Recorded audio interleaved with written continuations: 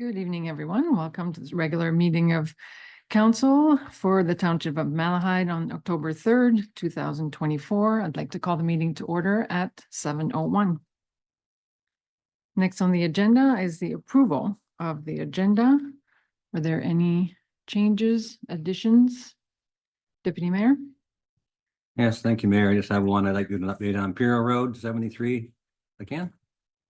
Certainly. We'll put that under new business and committee of the whole. Councilor Leach. I was reading an article yesterday about first responders' safety and electric cars and was wondering if Director Spoor could respond to some of the questions I had around that. Director Spoor, you're prepared to speak to that today?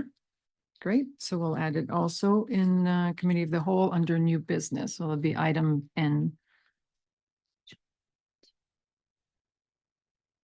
Councilor Wilson.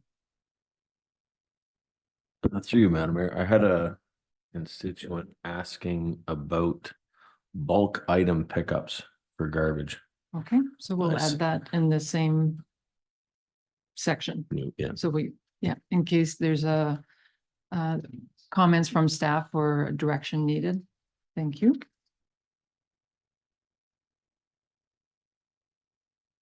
Okay. Councilor Cerna. It's Yeah, a long agenda. It's gonna be, I'd like to talk about Highway 73 or Imperial Road as well by Clovermead. I don't know if that's what the Deputy Mayor was alluding to as well.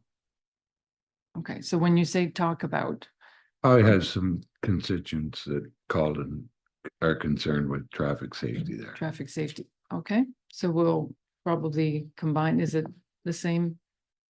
Is it a follow-up? Basically, is it a follow-up to our last don't know. meeting? Okay, Okay, okay, so the item on the agenda will be traffic concern again on 73. Any further additions? Seeing none, may I have a resolution then, please? That the October 3rd, 2024 regular council agenda be approved as presented with the following additions. Section N, new business item, electric vehicles and first responders requirements. Section N, new business item, traffic updates for Imperial Road. And Section N, new business item, bulk item pickup. Thank you. Mover and seconder, please. Councilor Lewis moves, Councilor Cerna seconds, all in favor? That is carried. Next is disclosure of pecuniary interests. Are there any disclosures this evening? Deputy Mayor Widner? Yes, thank you, Mayor. I have one item F, Laidlaw drain. Thank you. It's noted. We move on to announcements. I'll start. We have a few this evening, so I'll start. First, I want to congratulate Clerk Adams for she's been formally approved for the accredited Ontario Municipal Clerk designation. And so we're very proud of that. I know it's taken a lot of work, and I think there's official ceremony is not until I think next June, right? But the designation is effective immediately, and again, congratulations on that. Mr. Gobby, you also have announcements on other designations. Yes, thank you, Madam Mayor. I guess this evening, I'd just like to advise council that as of August 26th, two of our staff have obtained new AORS road certifications. So our four-person Pacey Kixie has been recently awarded the Associate Road Supervisor certification through AORS, and our Manager of Roads and Construction, Ryan DeSutter, has received his Certified Road Supervisor Intermediate certification. Just as a brief thing here, this is a program for geared towards roads employees. Basically, there's 4 levels of certification. There's an associate, your CRS, an intermediate and a senior designation. So Pacey is just kind of starting off his career down this path. Ryan is now, I guess, 3/4 of the way through. So I just wanted to acknowledge both these guys for their hard work and dedication to improving their own knowledge in the world of all things roads related. Wonderful to hear, Team Malahide, getting stronger and stronger all the time. And it really helps us continue to maintain and continue to improve even the levels of service and excellence in service. So again, congratulations. I also want to congratulate our CEO, Nathan, who passed the 1-year mark last week. So already 1 year seems to have flown by. I don't know, maybe for you it has felt longer sometimes, but I think everyone can speak to already in a short time the positive impact that you've had on the township. And so congratulations and looking forward to another year. I also want to acknowledge a few businesses in Malahide. So last week, the Elgin St. Thomas Small Business Enterprise Center held an award event called Bridges to Better Business Awards. There was a total of 13 awards that were given that evening, and 3 of them were from Malahide. So I wanted to acknowledge that. So the Gunter Homes received the Elgin County Economic Development Award. So we're very proud of that. Roger and Romina of Fresh from Our Fields received the award for the Horton Farmers Market Award. And the Howe Family Farms received the Lifetime Business Achievement Award. So it was a lovely evening. And like I said, Malahide was very, very well represented. So we're very proud of all of our businesses and want to continue to support and work with all of them. And last but not least, I want to acknowledge the Incredibles, our bowling team from the township who participated in the Terrace Lodge fundraising charity bowling tournament. The event in total, so based on everyone's contribution, and thank you for participation, we raised $14,000, and Malahide did its fair share of that. And we won the award for the highest score of all the municipalities and there was a team from our Elgin OPP and a team from Terrace Lodge. So Malahide Incredibles just took the prize for the highest score. So it was a lot of fun. And so thank you to everyone. It was for a good cause and it was mission accomplished. So that's all for the announcements this evening, unless there are any. Yes. There were staff from Terrace Lodge.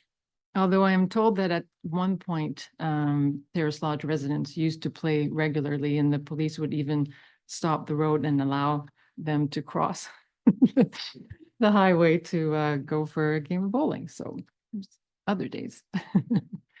Any other announcements?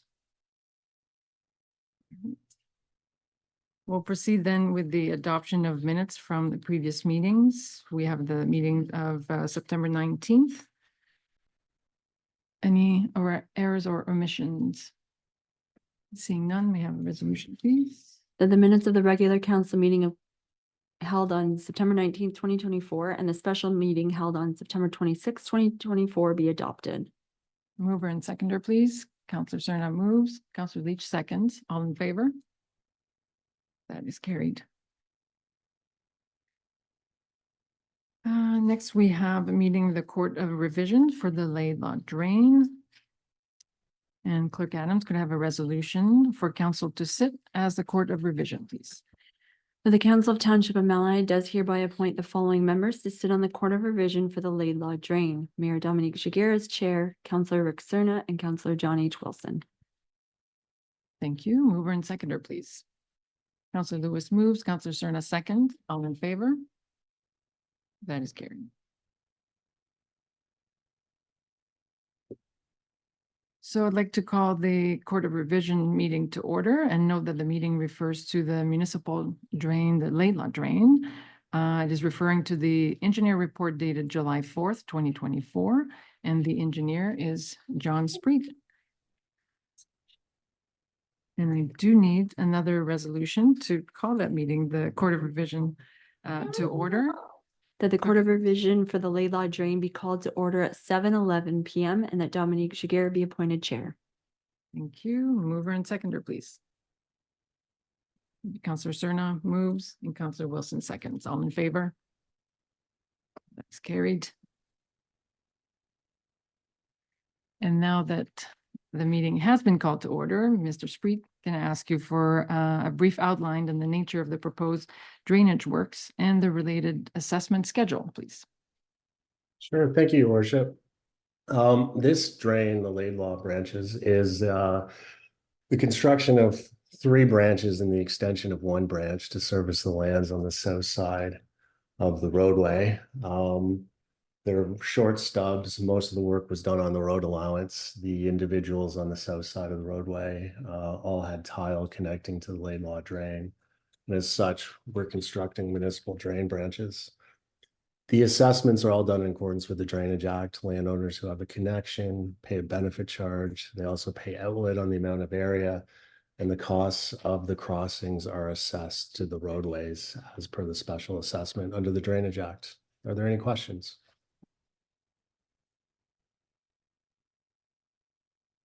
Any questions? Not seeing any at the moment. Have there been any written comments or objections that have been received? I've heard of none, Your Worship. Okay. And then a verbal appeal has been made. There's nobody attending the meeting online. No, there is not. So I can then open it up for discussion, members of the court. Nothing further to discuss. So I can move to the Court of Revisions will now consider a resolution to either confirm the rates presented by the engineer or amend the assessment. So Clerk Adams, may I have the resolution, please? That the Court of Revision members for the Laidlaw Drain do hereby accept the recommendations of Drainage Engineer John M. Spreet and further does hereby confirm the drainage assessments as outlined in the report of the Drainage Engineer dated July 4th, 2024. Mover and seconder. Counselor Wilson moves. Counselor Cerna seconds. Any further discussions? Seeing none. All in favor? And that is carried. So, Mr. Spreet, can you provide information on the appeal process in the case it were warranted, please? Sure, Your Worship. Since there's no appeals to the Court of Revision tonight, they can't appeal it any further, so this ends the process. Thank you for that clarification. So Clerk Adams, can I have the resolution to close the Court of Revision and resume our regular council meeting? That the Court of Revision relating to the Laidlaw Drain be adjourned and the council meeting reconvene at 7:14 PM. Mover and seconder, please. Counselor Cerna moves, Counselor Wilson seconds. All in favor? That is carried. Thank you, Mr. Spreet. Thank you.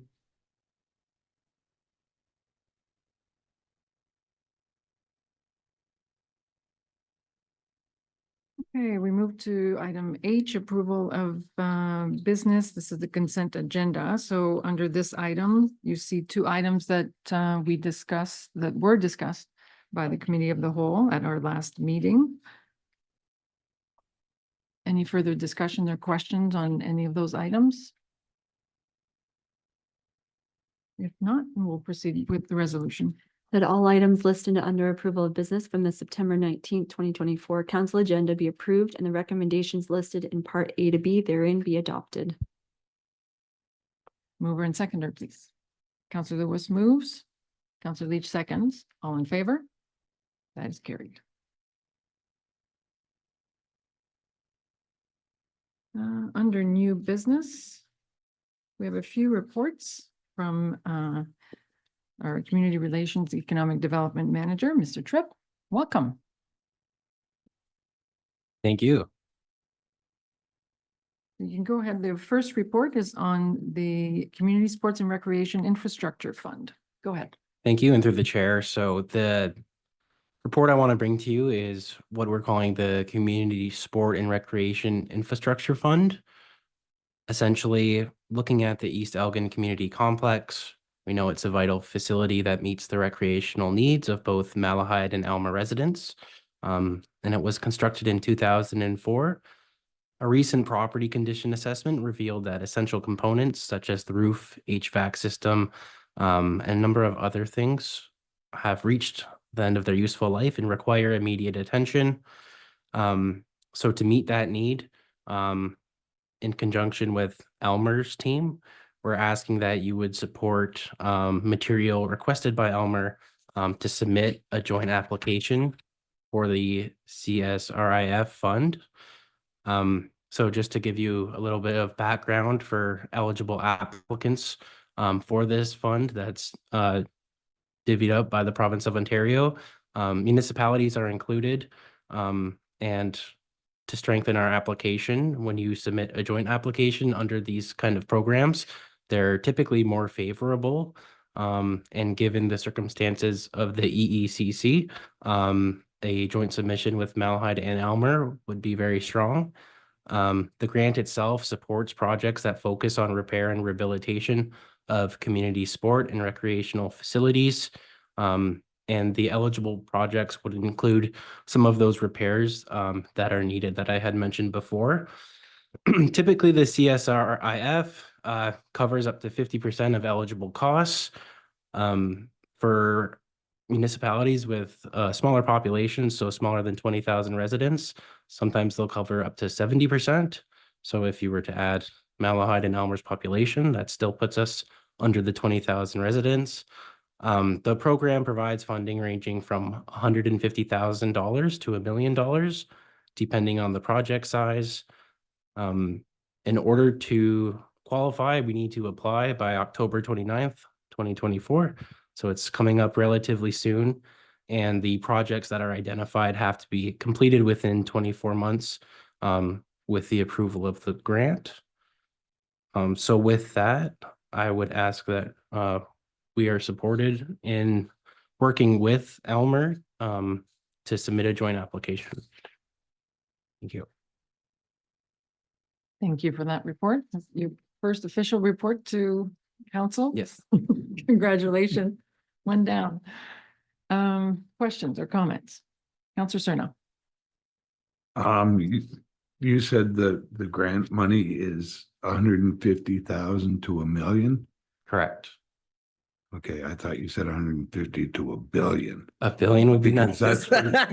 Because that's what it's gonna take to fix that place. It's only 20 years old. And I think when we did a study, it's $12 million to fix it. Is that not correct? The report that I had, the recent property condition assessment for the repairs said for repair and rehabilitation, it would be $1.2 million for the things that are at end of life. Okay, so what, if we put an application in, what are we going to fix? So we've identified the roof, the HVAC system, the cooling condenser tower, and then we would look into other items that might match the criteria. We want to maximize the grant.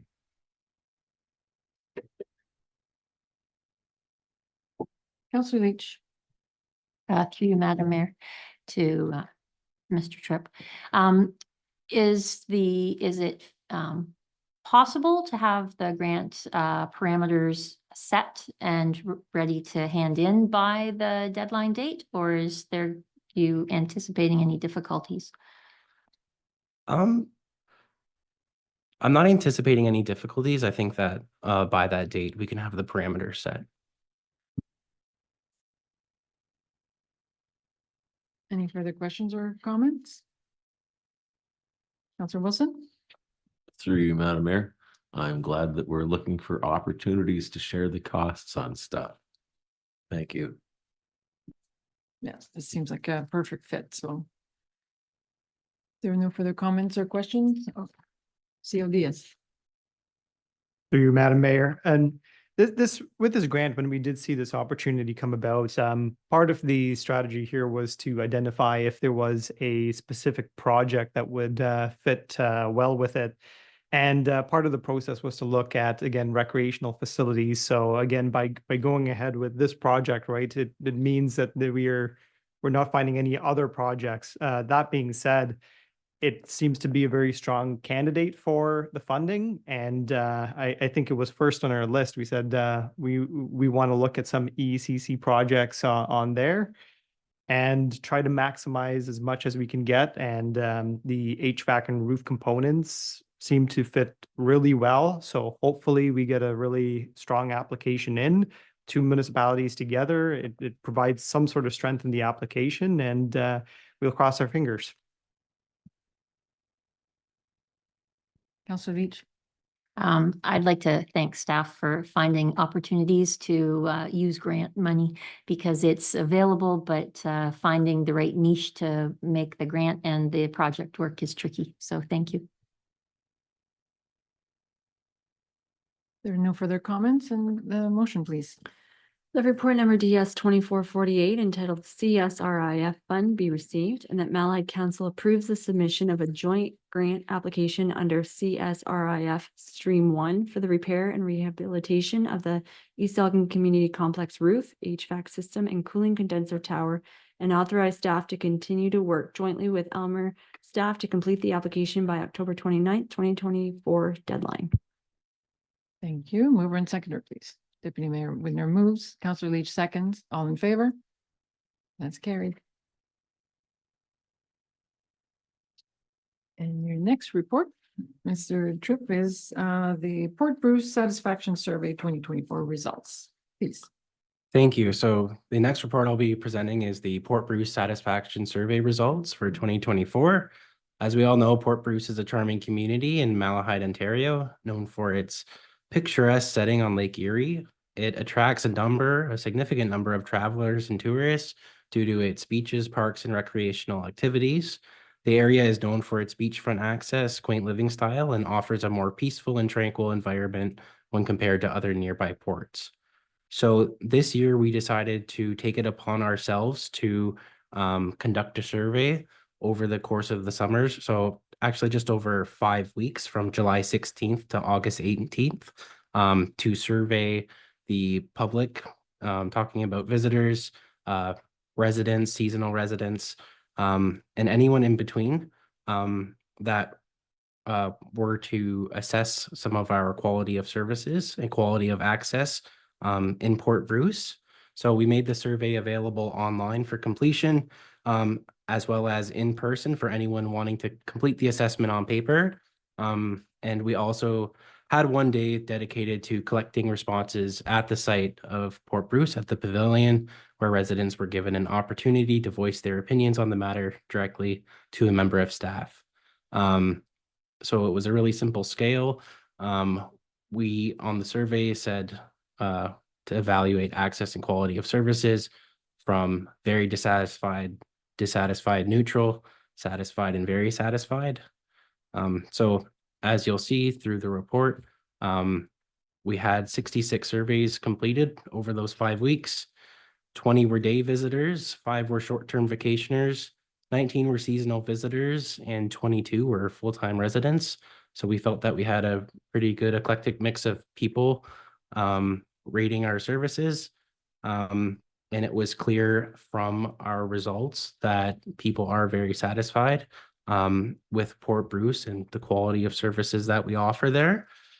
So just going over some of those, when we looked at some of the different items, so 80% of all access and service related matters were rated neutral or better. The highest satisfaction scores were related to access to parking at the beach, overall cleanliness, and quality of grass cutting and maintenance. The lowest satisfaction scores were related to availability of public boat dockage, access to boat ramps and fuel, and quality of garbage services. And we just want to make a note that we did share the results prior to our meeting with the Ministry of the Conservation and Parks. So some items at Port Bruce are coordinated in synchronization with the MEPC. So for example, our beach mat is at the provincial park, but the township installs and maintains it for the season. And also driftwood is left on the provincial park beach at the direction of provincial staff. And lastly, one set of washrooms are in the provincial park and the other is operated by the township. And like I said, it had been shared with the MEPC and we continue to maintain a harmonious relationship with them. Thank you for that. So there's no specific action or direction to be provided this evening. We'll just receive the report and share comments or questions from council. Councillor Leach? Thank you, Madam Mayor. Just reading through the survey, there were some concerns that I wondered if we had an opportunity to take and maybe look into further. I didn't know if that was something that staff would be able to speak to this evening, or if having some time to reflect on them. One was, I know that the washrooms and the garbage. Washrooms are definitely something that you need to not have freeze, but I didn't know if there was another possible solution, because if you don't live there, there really isn't anywhere else to go. And garbage, having anyone who visits take care of their own garbage is far easier than having someone go around and pick it up later. So I wondered if those were if staff had thought about any of those. Maybe I'll let Jason take a couple of this. Mr. Godby? Thank you, Madam Mayor, through you to Councillor Leach. We did actually verify that every winter season, when we do close the two sets of washrooms, we do take a portable toilet down there. So that option will continue to be available for anyone who visits through those winter months. As you mentioned, those facilities are not winterized. The cost to convert and heat and all that would be significant, I would say. So if it's if council is happy with kind of the status quo at this point, then that is what we will continue to do. That being said, we can explore any other options provided that direction is given. And as for the garbages, I did talk with staff. For the most part, the historic practice has been that once the beach closes, and by our contract, season end is October 1. So technically the beach is closed now. They're in their off season. We leave the garbage cans out till the weather kind of turns, but then we do retract most of them back into storage for the winter months. That being said, there usually is still cans left near the washrooms and near the pavilion. It has been something that we have discussed about whether we should try and find another location or two that might be a little closer out towards the pier to try and encourage those individuals who have some garbage to use a can, right in front of them instead of just dropping it on the beach. We, as Stephen had alluded to, this was circulated to MECP. We will be meeting with them in the coming months. As council may recall, our contract for the provincial park maintenance was for 1 year. This survey was kind of tied to that process, where we wanted to gather some of the constituents' perhaps concerns or suggestions with regards to services down there. So Stephen did a great job pulling this info together. MECP items such as comments about the beach mat and their washrooms and parking availability will be discussed with them more thoroughly when we do have that debriefing and start our talks for a potential extension of this agreement. So lots more to come on that front, and I hope that answers your other questions. Thank you. Thank you. Councillor Lewis? Thank you through you, Madam Mayor. just some comments. As counselor of that ward, I gotta say kudos to staff because they've listened to the people and staff has no problem coming out when there's a problem down there and they spend a lot of time down there. So it is a recreational spot for Malahide, but I don't know if people actually know how much staff puts into Port Bruce actually. So being the in-between guy, I can tell you for sure that staff spends a little bit of time with the functioning of Fort Bruce. So its wheels don't spin without grease in it. Let's put it that way a little bit, but they do a very, very good job of keeping the wheels greased. So kudos to them and thanks for what they do. Thank you. And it sounds like it's reflected in the results. So we have quantitative data demonstrating that, capturing that satisfaction. That's great. Any further comments or questions? So thank you to staff and also to everyone who participated in the survey. It's good to have some sort of baseline and to have concrete suggestions for improvement and discussions with MECP. So no further question, the resolution, please. The report number DS 2444 entitled Port Bruce Satisfaction Survey 2024 be received, and that the Township of Malahide approve the publication of the survey results for distribution through online and electronic channels. Thank you. Mover and seconder, please. Councillor Lewis moves, Councillor Leach seconds. All in favor? That is carried. Okay, the next report is the property tax arrears update. I'll turn it over to Director Boylan. Thank you, Madam Mayor. This report is to provide council an update on the township's property tax arrears. So as at the end of 2023, the township held approximately 1.62 million in tax arrears, representing 8.9% of annual levied taxes.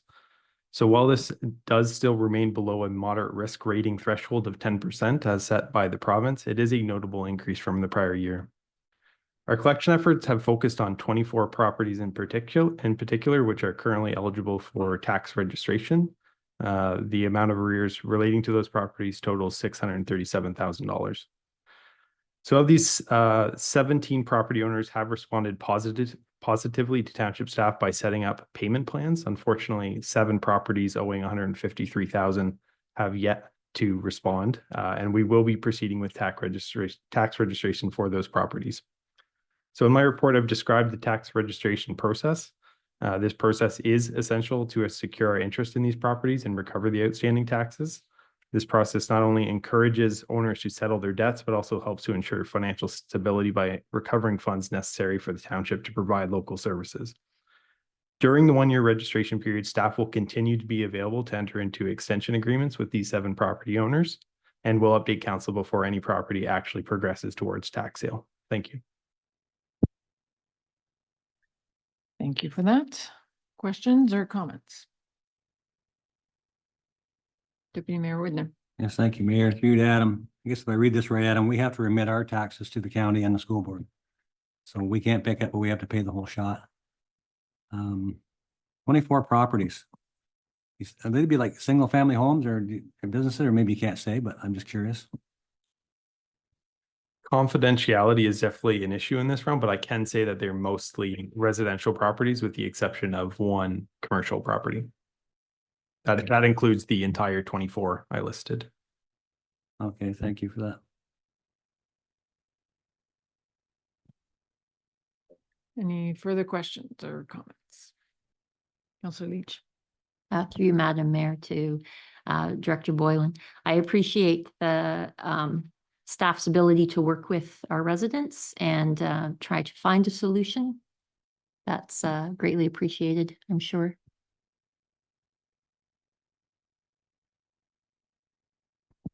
Any further comments or questions? We have the resolution, please. The report number FIN 24-27 entitled Property Tax Arrears Update be received. Mover and seconder, please. Councillor Leach moves, Councillor Wilson seconds. All in favor? That is carried. The next report is the draft water budget and financial plan. Is that right? There's no bylaws. Oh, right. Oh, so we need to move into, missed that little line on the top of the page. So yes, we're ready to move into committee of the whole. So may I have a resolution for that, please? Resolved now that we do move into the committee of the whole at 7:36 PM. Mover and seconder, please. Oh, Counselor Zelinski moves, Counselor Cerna seconds. All in favor? That's carried. Okay, so the first item for discussion by the committee of the whole is the draft water budget and financial plan. Director Boylan.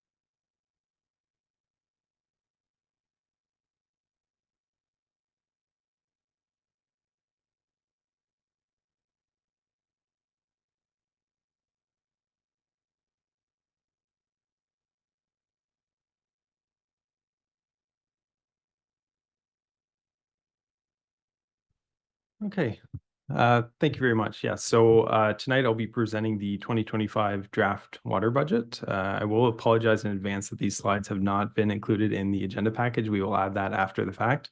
Nonetheless, the slides are just a reiteration of the content of the report, so council should be well informed as to what I'm going to speak about. Okay, so the objectives tonight for council are to set the water rates for 2025, approve our budgeted water expenditures and revenues, approve the 2025 capital work plan, assess the financial position of water services, and as well approve the 2025-2030 water financial plan for license renewal. The due date for that is actually November 10th, so presumably you would have a couple kicks at the can before it actually becomes due. So as a reminder, our water services are fully funded through our water rates. No property taxes are used to subsidize the service. We did a rate study in 2023. The outcome of that rate study was annual 5% rate increases to our water rates over the 2023 to 2032 period. And then during 2024, we kind of reiterated that position with our 2024 asset management plan that we had council approve over the summer. That similarly recommended a average rate increase of 5% over the near term. So the water budget itself is fairly easy to understand. We don't have a means of treating water ourselves, so our biggest expenditure is purchasing from distribution systems that sell treated water. That accounts for 53% of our water rate. Aside from that, an additional 23% relates to infrastructure retirement. So this is building up a fund that will eventually be used to fund the replacement of our mainly water mains that distribute water to our residents. We also have a contract with Aqua to actually operate the system. We have a staffing position, our manager of water and wastewater, which is shared amongst our water and sewer rate bases. We have an allowance for repairs and maintenance in case something breaks on the system. We have some minor facility costs such as utilities to operate a pump at our booster station. And then we have some other costs such as our SCADA system to electronically monitor the status of the system.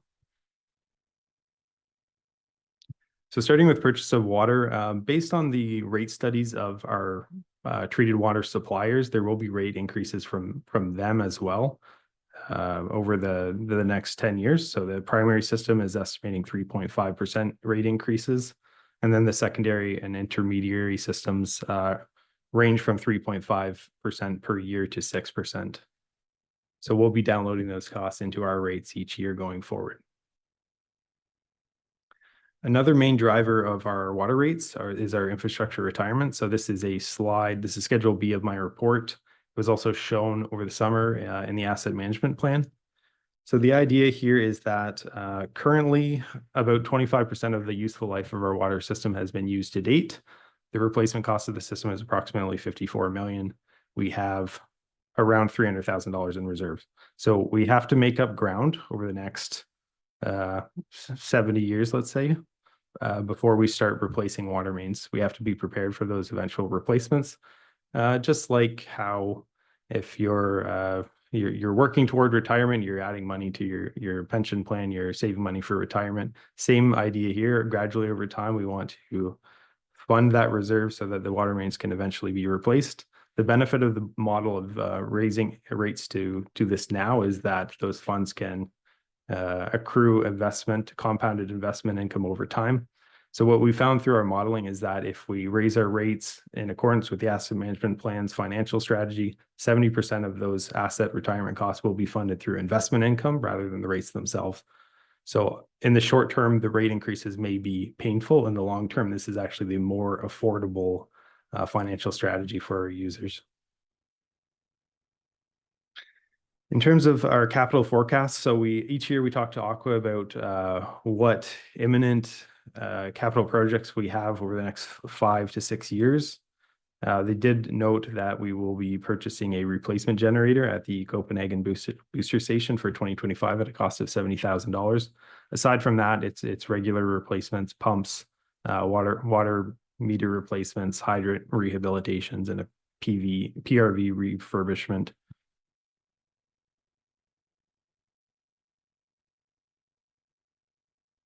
This is a forecast of our water reserve from 2025 to 2030, which is the same period in our financial plan that we'll be submitting to the province. As you can see, we're starting 2025 with a starting position of $317,000, and hopefully ending it in 2030 with nearly 2.1 million. So our existing position is somewhat precarious. If something were to happen to our system, a major main break, or we would have to replace a water main, we'd be looking at debt servicing. We just don't have the money in reserves to fund that kind of cost right now. If that were to occur, we would lose some control over the rate setting process. To service that debt, we'd have to increase our rates just to cover the annual payment costs of such a debt. So that's why it's also important to increase rates now, so that we give ourselves a bit of a buffer, so that we can continue to control rates in the future in case something does happen. And so, yeah, in summary, the rate recommendation, to no one's surprise, is a 5% rate increase for 2025. The average cost to a household consuming 200 cubic meters per year is $69.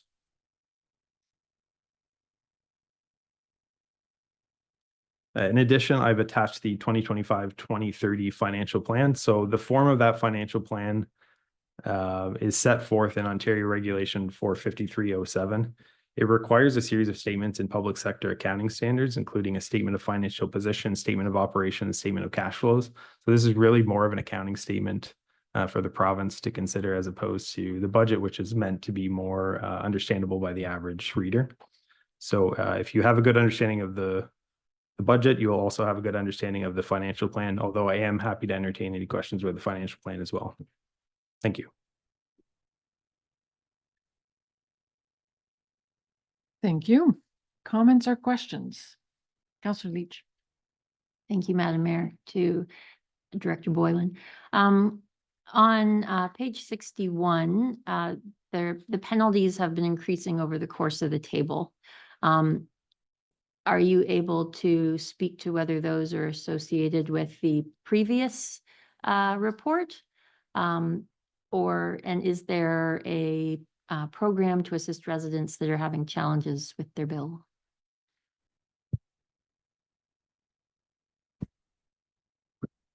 Yeah, so we've noticed penalties have increased a little bit for 2024. At least that's what we're currently forecasting. But in general, they're in line with what we've seen over the last 10 years. They're pretty low in general, especially compared to the amount of water billing revenue that the township generates. Like we're estimating $3,400 in penalties against $1 million in revenue. So it's relatively low total.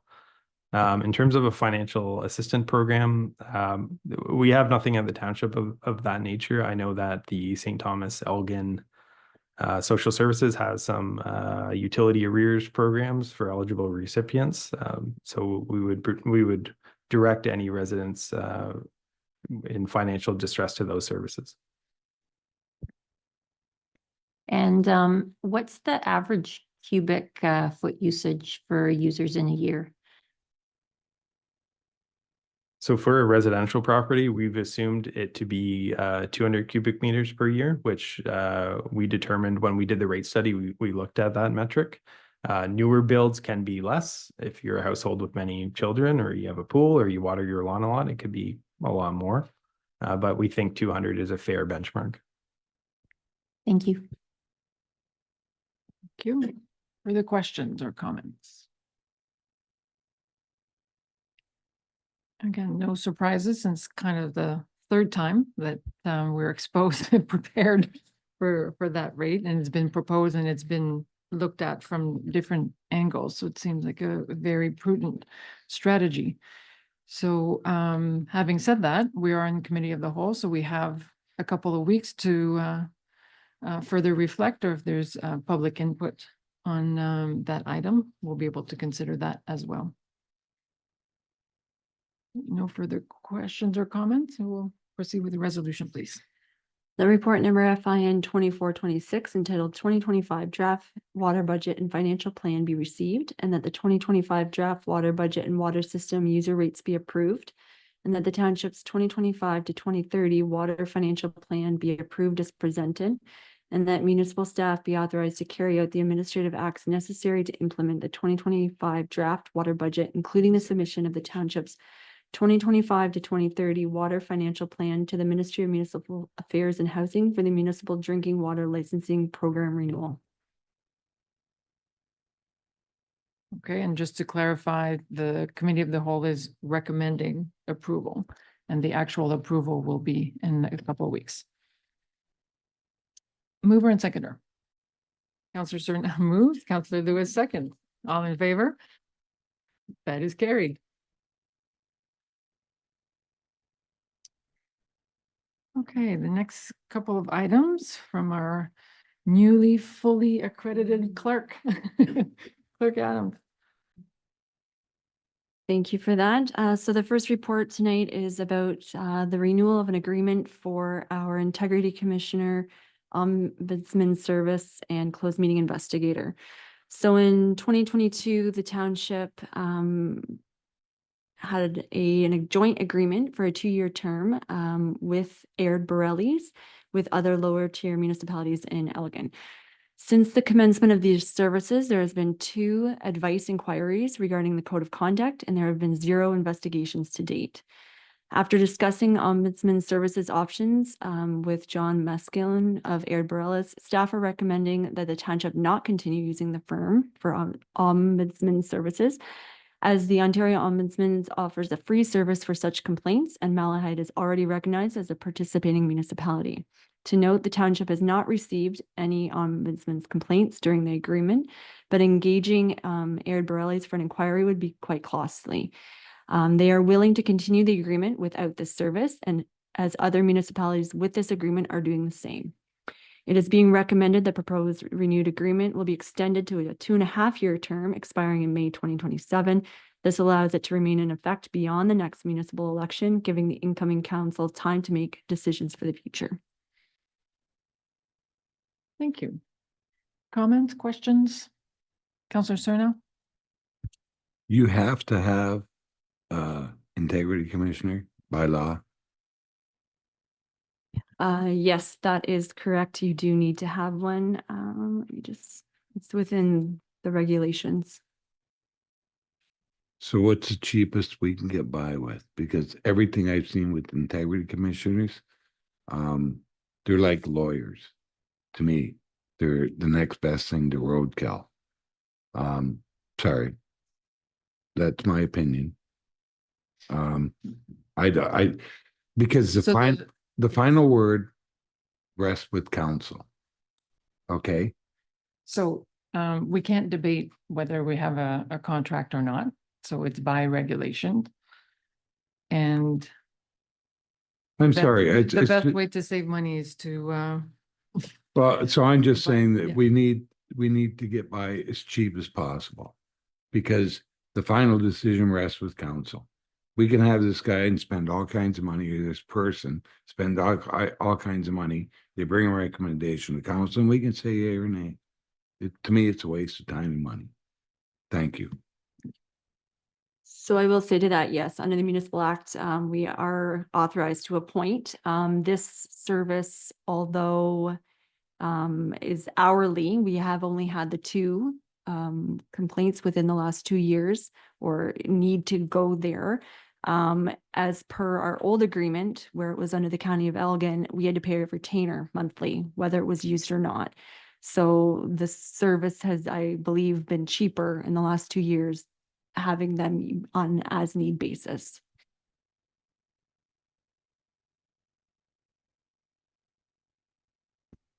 And that does sound like the most cost-effective solution without a retainer. And so if there are no inquiries, no complaints, then there's no money spent. Deputy Mayor Widner. Yes, thank you, Mayor. Just have a question. I know previously we were told if you had to call in for a question, say you want to know had a conflict, that was at no cost. Is that still going to be the answer? Or how is that going to work now? Like you're always allowed to call in. I was told it was at no cost. Just for the question, though, whether they had a conflict. Well, I was told that, so maybe it was wrong. Anytime you make an inquiry and they're providing advice, there is a cost. Like we are billed for it. Okay, it's told the other way, anyway. But I do know as well, going back to the cheapest cost as possible, he did make mention that, we can't negotiate this price with them. It's not like he's giving other municipalities a different price. All the municipalities that are in this agreement are getting the same rates.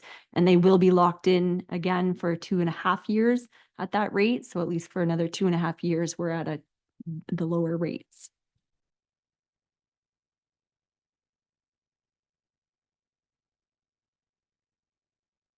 Seeing no further questions or comments, resolution, please.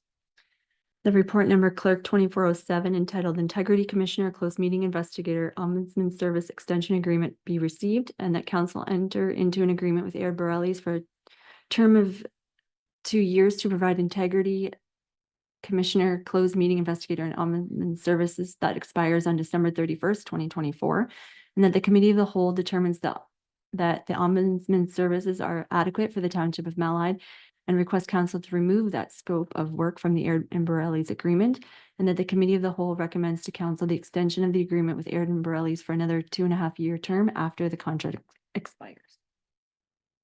Mover and seconder, please. Counselor Lewis moves. Counselor Leach seconds. All in favor? That is carried. And your next report, Clerk Adams, the council meeting schedule for 2025. Thank you. To promote transparent governance, council establishes meeting dates for the upcoming year, facilitating a smooth and timely process for planning matters, delegations, and staff reports. Before the first meeting of each year, the schedule with all regular meeting dates, times, and locations will be published on the municipal website. The attached proposed schedule requires no adjustments for statutory holidays or conferences. However, staff recommend moving the first meeting in February to January 30th, while keeping the third meeting in February as planned. This adjustment aims to improve staff availability and ensure smooth operations. I'd be happy to answer any questions members may have. Thank you. Seems like a good tweak working around those dates. Questions, comments? Seeing none, resolution.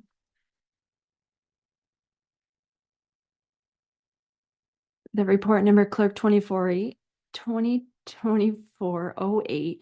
entitled 2025 council meeting schedule be received, and that the Committee of the Whole recommend to council the attached council meeting schedule for the 2025 calendar year. Mover and seconder. Mover and seconder, please. Counselor Leach moves, Counselor Wilson seconds. All in favor?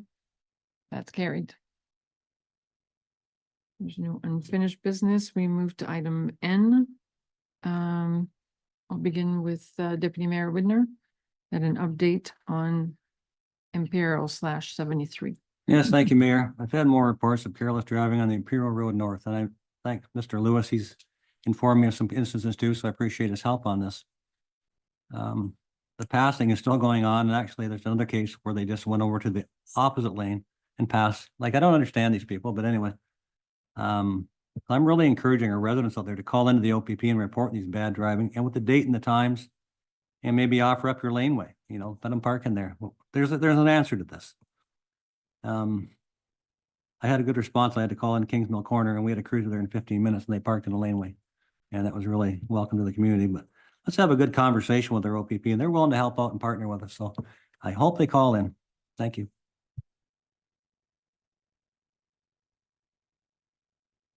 Anything further to add, Councillor Cerna? Well, nothing really, other than the fact that that's what I was gonna say, same thing. And other than that, if we could get a decoy car, I always go back to that, on Exeter Road at that mattress place. I know the car is there. It's been there for 30 years at least. And I'm going 10 miles an hour below the speed limit. And every time I see that thing, I soil myself. And I know it's there. It's been there for 30 years. But the same thing, I've got a call. I talked to someone today and they complain about traffic, not just at night, early in the morning, and everything. We need patrols. They suggested putting a lower speed limit there. And I told them, I said, I don't care what speed limit is. Unless you get a patrol, and I said that, unless you get patrols out there, OPP, I don't care what the sign says. Nobody's gonna care, but we have to do something out there. Same thing with our roundabout. You know, that something's got to be done. So I'm glad you brought it up, Deputy Mayor, and I'm behind you, and I'm sure the residents are too, because that's what they said. Somebody's gonna get hurt there, and I want to be proactive, not reactive. And I'm sure they are too. Thank you. So is there action required from staff then to contact OPP? Well, I understood we weren't allowed to direct the OPP, but if we could send a letter with concerns, sure, that'd be, Right, I know but at we our can police direct services staff to meeting- Contact the OPP. our police services meeting, we had an OPP there and he was informed of what's going on out there too, so. But I was quite impressed with the response I had after calling in for Kingsmill Corner, so just keep calling in if there's a problem. And they'll eventually either catch the bad people, or if they see enough cruisers out there, maybe they'll slow down, but speeding according to the county's checks wasn't the issue. It's in the 85th percentile, so speeding is, but there's the odd one. And I know Councillor Lewis brought one to me, probably it's a motorcycle going excessive speeds. So again, not people catching these people. Maybe we'll fix it, but it's just not in this road. It's all over, unfortunately. And I hear reports of it all. Even a guy in Elmer tonight was saying how bad it's getting in Elmer. So anyway, let's work on it. Thank you. Okay, so we'll move on to Councillor Leach. Thank you, Madam Mayor. So CBC posted an article yesterday regarding electric vehicles and first responders' safety and the concerns around when first responders show up at a scene with an electric vehicle, that they need to have the schematics to be able to enter the vehicle safely. My question for Director Spoor is, do you have the equipment that you need to be able to do your job and keep our first responders safe? Through you, Madam Mayor. Yes, we do have tablets in one of each trucks in each of the stations, and we do have access to that emergency response guideline for each vehicle. So the vehicles themselves do have some different things. There's more concern about cutting into high voltage and stuff like that for electric cars and stuff like that. But they do give us good graphics and good training on where it's safe to do so. My more concern for safety would be fires and stuff like that with batteries inside of homes and stuff like that. And just urging people to, when they're buying stuff, don't save yourself $2 at Amazon. You got to buy the battery that's made for that unit and the charger that's made for that unit. Once we have problems with stuff like that, as we're running into, is the battery is not being the proper for that item, not being used properly. St. Thomas had a fire on the news yesterday or day before. That was on the weekend. They burnt 2 houses up, and it was a battery issue as well in those homes there, where the fire propagates fast and it's dangerous. The chemicals coming off, it's more dangerous. You're starting to wreck gear, protection gear for the firefighters and stuff with these fires and stuff right away. So we are working on different training things. There's over the last few years, there's been a lot of gimmick items to buy, like batteries that are, you can penetrate the battery with these nozzles and stuff like that, which is not recommended by any manufacturers. So we are working on some things. We had a couple seminars yesterday on different battery stuff in the township, and one in St. Thomas, and where they're having e-bike problems, where there's residential units, where the multiple residential units, which we don't have a ton of in Malahide, but there is going to be some more coming up, where people are storing scooters inside. They're making a blanket that protects the scooter from starting a fire and burning stuff down, and allowing people to skate better. So there's some stuff coming up. It's just not keeping pace with the technology. So, but yes, we do have the access to the information when we do arrive on scene. So. Are there budgetary concerns that council will need to consider? Not so much at this time. We are making sure we do have a better angle on our training and stuff first. There'll probably be some training curves, stuff, probably nothing that's going to extrapolate the budget costs. We are looking into once you have a fire and the batteries maybe aren't all decomposed in a fire, there's still some danger to them. There's more of a talk now of maybe able to store those batteries. That's what I was looking at yesterday. There's a product that's like a glass bead in a steel can. We take the batteries out of the house or out of the garage or whatever that was damaged, and they get placed in this steel can. They get covered in this material that prevents the fire from starting over later down the road. That's what they're having is reignition problems. And they're actually able to be transported by a company like GFL or something like that that could pick these batteries up. Unfortunately, in Canada, we had a battery recycler some years ago, and they've left Canada now. So there's no battery recycling in Canada at all. It's all in the US. So these batteries have to be shipped. They did find that when you have luckily we don't have salt water for flooding and stuff here, where just like in Florida, where they just had the hurricane, these cars will burn up a week now, 2 weeks down the road, because the salt water penetration into the batteries. So luckily we don't have that problem. And they're starting to learn that they can't be shipping these things back somewhere else, because they're starting fires and shipping, right? So it's an ongoing thing, and it's a hot topic in the fire service. So Thank you. Thank you for bringing that up. Yeah, it's hard to keep pace, but yeah, and probably I'm sure there's going to be education, I guess, more materials for the general public that your department will be looking into.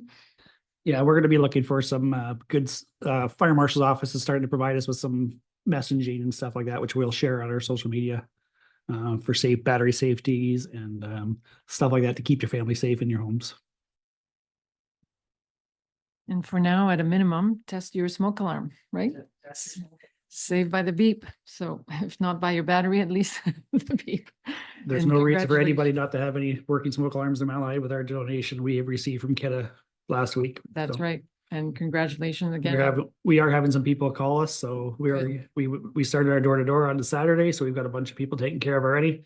There's some people calling into the township office, so we'll get them taken care of right away as well. So Perfect. And congratulations again to your department for getting that donation, one of two, well, the only rural municipality selected in the province. And that's because of the way we endorsed and, well, I say we, the department really adopted the program last year, the Saved by the Beep program. So well done on that. And now we have more smoke alarms to donate to our residents. Deputy Mayor Widner? Yes, thank you, Mayor. Just had a quick question for Jeff. With these e-bikes and everything else, is it better to just have your battery disconnected when you're not using it? Or is that, I don't know what happened with it was a duck decoy in St. Thomas, but tremendous amount of damage for small batteries. yeah, when a battery like that goes into thermal runaway, it's unstoppable. So batteries are basically, the technology is changing constantly. So there's different materials in them. A battery like your cell phone, when it goes into thermal runaway, it'll be gone.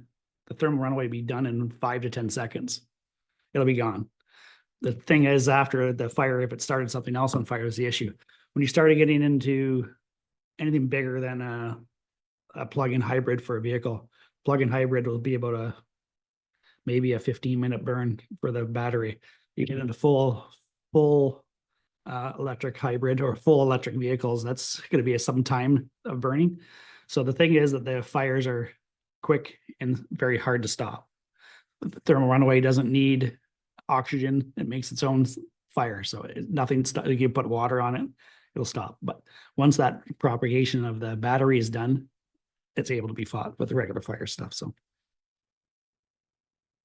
Just to follow up, like we've all got these electric power tools now. Is it better to unhook the battery when you're done with it and keep them separate, or does it? In my mind, if something's hooked up, it's probably gonna burn or cause a short quicker than nothing, but yeah, it's recommended once the battery is charged, not to leave it on the charger. For e-bikes, all that sort of stuff, power tools, once the battery's charged. It's also best not to leave chargers on. Recommendations when you're asleep or when you're not watching it. If you can watch your battery, unplug it when it's done, and then the chances of the damages or chances of an issue happening is there. Really the mostly, if it's used as designed and it's used with a proper charger and stuff like that, there's typically not much of a risk to the battery itself. It's when you, like I said, when they're modifying the batteries or modifying the charger where it's supposed to have a 2 amp charge and somebody's putting a 4 amp charger on it and it's causing damage to the battery. That's what happens. So. Thank you. Good advice and more to come. I think that's it for under new business. Oh, yes, there was another one. Counselor Wilson. Through you, Madam Mayor, I saw on our, I guess it was on Facebook about the yard waste collection coming up. And someone called and asked if we're doing bulk item pickups. They said they had friends in other places where they did that and wondered if we did anything like that in Malahide. And maybe I'm assuming they might want to know where to drop off something big too. Mr. Godby, may I ask for your comments on that? Yeah, thank you, Madam Mayor. As of right now, Malahide does not have a large item or bulky item pickup program. It's not something that was put in place after the last waste management master plan. As I believe I referenced, I think about a meeting or so ago, we are going to be bringing forward, looking to have that waste management master plan reviewed and updated through 2025. So it would be my recommendation that at that time we can further explore looking at implementing a program after that review is done, unless the council has direction to want to look at something sooner than that. In the meantime, the Malahide residents, the township subscribed to the St. Thomas Depot. So if you have ID with your address, you can access that depot. Is that correct? I believe that is correct. Yes. So at the that during the last master plan development, so that was identified as when all options were considered, that was considered the preferred option was to subscribe to the St. Thomas program as opposed to funding our own. But always every 5 years, we can revisit that. And there were no other items, I believe, so that, and there's no resolutions needed for these items. Good discussion. So we'll proceed with correspondence then. There are 6 items. Were there any specific comments or endorsements or recommendations? Councillor Leach? first? Both 5 and 6. So Tilsonburg and Waterloo. That you would like to endorse and support? Deputy Mayor Widner? yeah, so we're gonna bring up the town of Tilsonburg too, because we're all experiencing cell problems. I don't know who your provider is, but it's amazing. I can sit on my porch and call Illinois and it's crystal clear, but yet I call over my neighbor 2 blocks away and cuts out. So I don't know what the answer is, but I mean, it needs to be upgraded. Cell phones are the way that everybody's going, so they're necessary. A lot of people get rid of their landlines, so that's and the same with our internet. I mean, we're still working on it too, but there's still some downfalls with that too. So I would help. Yeah, I would second that for sure. And municipal Waterloo, we need to do that. Yes, and there's been a lot of talk and there's a lot of investments around broadband investment, but that doesn't, sometimes that gets confused with cellular coverage and it's not the same. So I agree, there's additional funding needed because there are pockets with no coverage at all. Okay, any further comments? Okay. Ready for the resolution, please. Resolved that the Committee of the Whole support items 5 and 6 and the remaining items be filed. Mover and seconder. Councillor Leach moves, Deputy Mayor Widner seconds, all in favor? That's carried. And those are all the items for the Committee of the Whole, so we can adjourn. Resolved that we do now move out of the Committee of the Whole, and reconvene the regular council meeting. Mover and seconder, please. Councillor Lewis moves, Councillor Glinsky seconds, all in favor? That's carried. This will bring us to closed session.